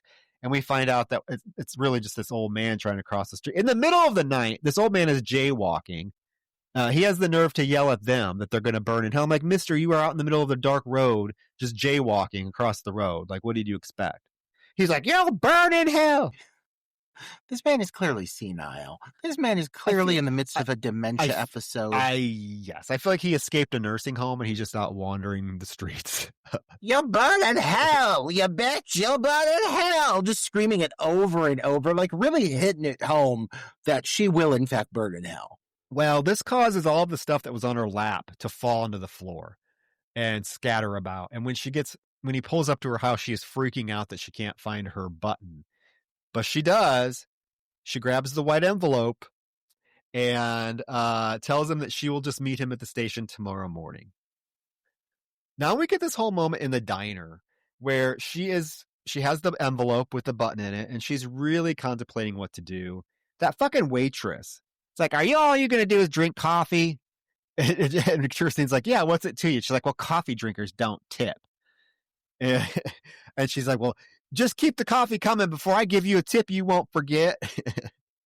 Oh my God, so quickly Christine threatens this waitress. Oh I mean, God. the waitress is a bitch. She is a bitch. It's Christine is getting ballsy at this point. Yeah. Well, there's this old man, too, that is like on life support, sitting at a booth by himself. And Christine is like, well, he's going to die anyway. So she gets up and is literally going to go give this old man this button to have his soul dragged to hell when his poor wife comes strolling into the scene with that plate of pie for him. And now she just can't bring herself to ruin the sweet scene of this elderly couple. Oh my God, this man with the oxygen. And you're like, is she going to banish this poor old man on this oxygen tank to hell for eternity? And then that old woman comes in with that Denny's Grand Slam. And and you're like, there's no way she's going to make this poor old man suffer like this. But what is she going to do? What is she going to do? So 2 Sundays in, you know what? She's calling Stu, which seems like a very good plan, in my opinion. Call Stu. He's had it coming the whole movie. Of course, Christine, we learn, still heart of gold. No matter how hard she tries, she can't wrong people. Stu shows up. She threatens him. She's like, I'm going to tell Mr. Jax the nonsense you put me through, the fact that you stole my file. He shows up. He starts crying, begging her not to tell his father. He says, because he starts crying, she even's like, I can't even do it to him. I'm like, girl, you can absolutely do it to him. You can absolutely do it to him. She lets him leave. And then she is, I mean, honey, you have less than 24 hours to live. Like, you need to make a decision. She says to herself after she lets him leave, she's like, shit, who does deserve this? And she looks down. Conveniently, Roger, the paper is open to the obituaries, and she sees Miss Sylvia's obituary. And then she gets this bright idea to rush back to Rom's psychic shop to ask him, can I gift this to someone who is dead? And he says, you know what? Since the soul technically never dies, I think that you can. Like, you're able to give this to someone that's dead. Their soul will accept it. You just have to make it a formal gift to them. Light bulb goes off in this gal's head. She drives to the fucking cemetery. Before she gets out of the cemetery, Roger, that fucking handkerchief comes out of nowhere again. And now it literally attacks her. It attaches itself to her face. It's going up her nose. It goes down her throat. It has a voice now, Roger. It squeaks and makes noises, and it's going down her throat. She pulls it out of her throat and throws it on the ground and rips it and steps on it. And it's squealing in pain. I have that same note, the squeals of agony as she kills the handkerchief. Her greatest enemy throughout the course of this whole film is this goddamn handkerchief. And I mean, Christine be deep-throating this whole film. Arms, handkerchiefs, all the way down her throat. No gag reflex. This girl is impressive. But yeah, I like this moment. It's stupid. I mean, again, it's more CGI as Mrs. Ganush's face is in the handkerchief, like, and this whole fight as it goes through the air vent, like, it's really well played. But it gets her to the cemetery, and like, she's on a mission. Christine, at this point, she's been pushed to the very end of her rope, and whatever it fucking takes, she shows up. She's digging up Mrs. Ganush's grave, digging it up. The rain is coming down. This is another visual. If we're going to talk about visuals from this movie that have stuck around, her in this like grave filled with water as it's like filling up, and she's digging up this corpse, ripping the coffin apart and revealing the corpse, which is a very good looking dead corpse. This corpse looks very much dead. And then even dead, she's still fighting with this thing. She's trying to paw the mouth open. The thing, it grabs her hair again. That's the last of my hair you'll ever get. And, she's trying to put the envelope in the mouth of the corpse. And even after she succeeds, the grave is filling with water. The corpse floats to the top. It's very Poltergeist. The whole thing of the corpse floating up and still attacking her. And I'm like, this woman is relentless. Even in death, Sylvia Ganush will do whatever it takes to defeat this girl. And then there's that whole bit of like the cross tombstone falling on them and knocking her out. And you think for a moment, like, oh my God, oh my goodness, did Sylvia Ganush finally get the best of Christine Brown? But no, she emerges from the water victorious. But it is a really fun sequence. And whereas the seance, I feel there's aspects of the seance that feel like the pacing dropped off for a moment. This is the final beat that I needed to feel like there is really a true like conclusion here. You feel, okay, Christine has finally overcome this evil. She pulled out all the stops. She dug up that damn corpse. It's so grandiose, even though it's another pretty reasonably fast sequence. Like, they make the most of it, and they really let her have this kind of moment of victory where you think, oh my God, she finally overcame this thing. I love the fact that it's just such a cool homage, obvious homage to Jo Beth Williams in the swimming pool in Poltergeist. It's virtually the same. The rain falling down, her trying to climb out of the pool, the corpses popping up. You get that same thing here, except instead of ending with, the kindly neighbor pulling her out of the pool, yeah, that metal tombstone falls onto her head. And I just love the clunking noise it makes when it hits her, clunk. And then, yeah, she just sinks below the water, and we're like, oh shit. But she does come up. She's fine. She shoves that button back in Miss Ganush's mouth, and it's like, I'm giving it back to you. Take it, you bitch. And again, the southern drawl coming out, because when she gets mad, that southern drawl comes out. But she gets out a few seconds. She crawls out, and she is fine. In fact, she is in the shower the next day, the next morning, getting ready for her weekend getaway with Clay, when we get a call from Mr. Jax, and she doesn't answer it because she's in the shower, but she does hear his message, and it's basically, guess what? We found out that Stu stole the file and tried to sabotage us and make the deal with First National.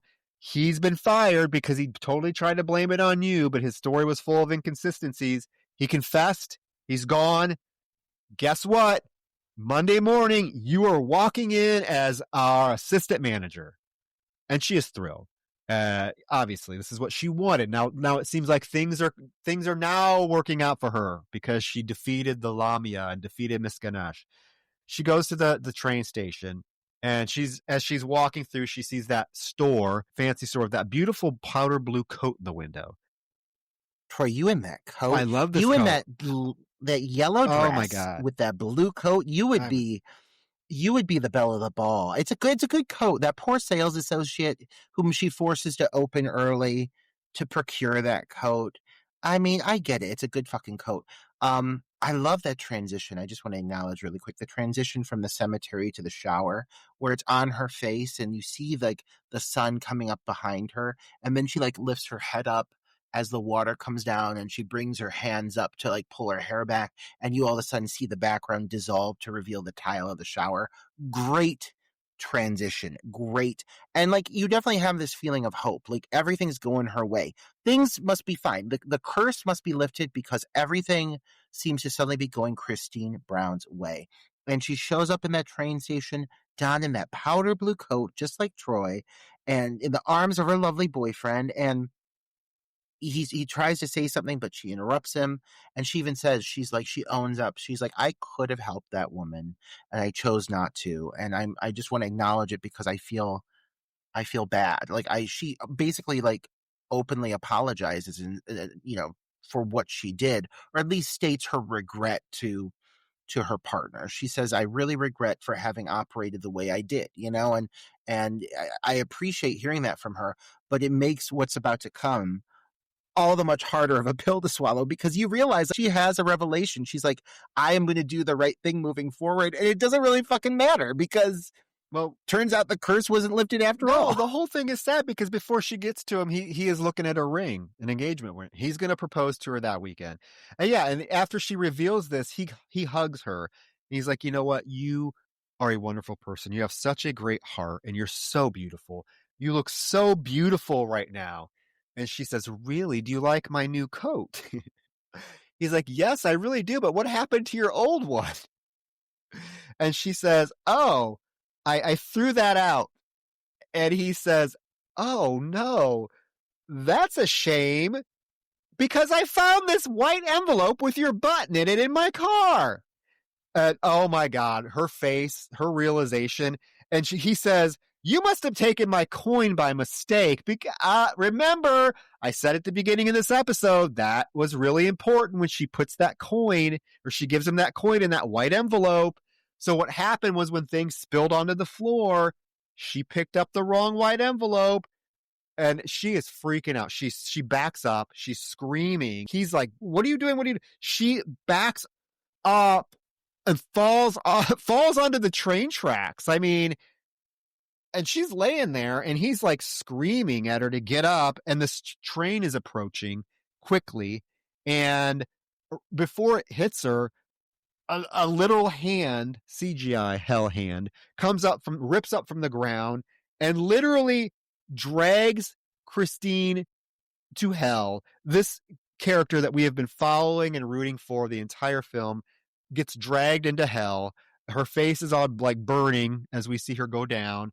And all Clay can do, poor Clay, can sit there, tears streaming down his face. And he just is watching in disbelief as he looks at the button. And that is the end of the movie. I mean, good. I appreciate like the twist, how, the coin with her grabbing the wrong envelope. I think that's really smart. I did not want to see this character die. I don't think she deserved to die, but a ballsy ending. Let's just put it out there. Truly ballsy ending, and it's such a sudden shift in tone. Like, there's been too many little details. Like, something else has to come into play. Like that whole bit with the envelope getting switched. They really make a deal out of it. And so it's going to come back, and like it's pretty easy to identify what's going to happen, but it's the brutality. It's like the sheer disposability of Christine Brown in these final moments, because she starts to back up, terrified, and you see like the shift in Justin Long. He's like, whoa, whoa, whoa, whoa, whoa. Like he starts to freak out, and then she falls onto the tracks. He starts screaming. And this last moment, even though there is plenty of CGI in this film that doesn't work, there's something about this visual of her getting pulled into these tracks as the train goes over top her. And you see, as the wheels are going by, you see the skin in her face literally burning away, and her hand disappearing beneath the coal, basically, or beneath the rocks of the train track. And you see like her face with the eyes in her skull like bulging out, and you realize like not only is Christine meeting her fate here, but it's like a really harsh, horrible, cruel fate. She is going to spend eternity in hell being horribly terrorized by demons, like based off of this curse. And I believe it after seeing what I saw and what Justin Long saw, his eyes welling with tears. I mean, it's such a harsh way for her to go out. And it is a film that I don't see it happening, but it is a film that if they would have gotten it done within the couple years following, would have been ripe for a sequel, because her character feels she is deserving of that retribution. And she's acknowledged that she was in the wrong. She wanted to make it better. She wanted to acknowledge that aspect of herself, that she wants to be a better person. And it just seems, in a way, you would really want for her to come back from that, because she's been punished thoroughly. She has been through all of it, and it feels like she should not have this prolonged punishment. Eventually, you want to see her relieved of this. And the fact that they chose not to, that they chose to make it something where she indeed does get tortured for the remainder of eternity, it feels like, wow, this poor girl who really was just trying to kind of stand up for herself and do something where she prioritized herself for once. And this is how they do her. They do her dirty. But like, I think for the sake of the story, because in a way, the story almost feels like, kind of like a fable in a way, if you will. It feels kind of an appropriate conclusion. A lot of these old, urban legends or fables or fairy tales ended with a lot of brutality and violence, people dying. And I think in a way, the fact of the matter here is, even though she did realize like what she needed to do to be a better person, it kind of doesn't matter. The curse was cast, the groundwork was set, and it's kind of impossible to escape fate. And in this case, her fate was a very miserable one. So, yeah, it's a bummer of an ending, but I still appreciate it because you don't get it that often, and it's so masterfully executed. Those last moments of the film, I mean, it goes out on a high note. It goes out on a bang for you as a viewer, not for Christine, but for you as a viewer. I really think that pays off. And as disappointing as it is that she had such a horrible death, it kind of does feel right at the same time because it's a Sam Raimi production. He is somebody who I think realizes that all characters are kind of disposable when it comes to the realm of horror. Yeah, I mean, it's a bleak ending. It's right up there, I think, with like The Mist as being like a shocking, depressing ending. But yeah, I think you're right. There, in a roundabout way, there is a way that the ending does seem justified to fit the film. I mean, the film is called Drag Me to Hell. It's given us basically what happens with the title of the film, but that doesn't negate the fact that it is really shocking. We want Christine to survive. We want them to get married because they're so cute and everything. And yeah, it's just violently ripped away from us and Clay. And I think the last shot of just his face looking down, welled with tears, just holding that button is very, very effective. It does kind of lose some of at that moment, I think a lot of the humorous tone that the film had been playing up really just drops. I mean, because it's such a serious, bleak ending. But it's a film, Roger, that, I mean, I know a sequel was in the talks for a while. It's probably never going to happen now, let's be honest. It's 2009. It's probably not going to happen, unfortunately. I would love to see it, but yeah, I mean, this was a fun one to revisit. I hadn't seen it since seeing it when it came out in theaters. And, it does get brought up quite a bit. There's a lot of iconic imagery from the film. And I think it was a really good choice for us to cover. I'm glad we were able to sit down with this one and revisit it because it is a unique film for the time it came out. And I think even today it plays really well, minus some of the CGI not looking so great. I think today you can watch this film and it still feels kind of fresh. I would love to hear our listeners' thoughts on Drag Me to Hell. And while our listeners are at that, how about they drag themselves on over to Apple Podcasts and leave that 5-star review and maybe leave a little bit of words of endearment about how much they love us and how much they love this episode. I know a lot of our listeners have been waiting for this one. You know that, right, Troy? Well, I can imagine, yeah, because this film, deservedly so, this film is held in pretty high regard. So yeah, I'm glad we got to cover it, and it's such a fun watch. Like, it is such a fun watch. Speaking of fun watches, I know you've got something in store for me that's going to be a fun watch, or maybe it's not. Maybe it's going to be something that I'll absolutely hate. But hey, it'll make for a good conversation either way. So I'm so eager. Tell me, what do you have in store for us next It's week? a little obscure, and it's from the 70s. Again, for some reason, I've been stuck on. Yeah, my last two choices have been from the 70s, and that is very odd because I usually am, me, I'm usually the 80s slasher guy. But this is 77, which is a great year, by the way. It's so I chose this just because I keep seeing like memes posted that are from this film. And I had not watched this film forever. And I remember going to the video store, Roger, with my mom. And this was one of those remember the oversized VHS cases, the boxes that were oversized? This was one of them. And I need to see this film again because it's been forever. And I know, I'm just going to put it out there, I know it's not a good film, but I think it's going to be one that we are going to be highly entertained by and have a really fun discussion. It is 1977's Kathy's Curse. Have you seen Kathy's Curse? I've never fucking heard about Kathy's Curse. I know nothing about Kathy's Curse. Oh. This sounds like something that's going to blow my skirt we're going based off of the title we're alone. going from, Alison Lohman being possessed by a fucking demon to a little 8-year-old blonde girl that makes her like a hell on wheels. Yeah, I can't wait for you to watch it. There's certain scenes that are just they're meme-worthy. Let's just put it that way. Goodness, I can't wait. I just looked up the poster. Oh, yes. Oh, God. Okay, well, I don't want to get myself too carried away with this. I want to set myself up for some surprises. But this blonde Fräulein, is that what the word is, Fräulein? Uh-huh. But Furloin. I can't even say it, but she's one of them. She looks like my cup of tea. This gal. Oh, she's gonna be your cup of tea. Wow. Yeah. Her sitting with this dinner plate, looking real unhappy. Can't wait for this one. Yeah, that was the VH. Yeah, no, it's gonna be fun.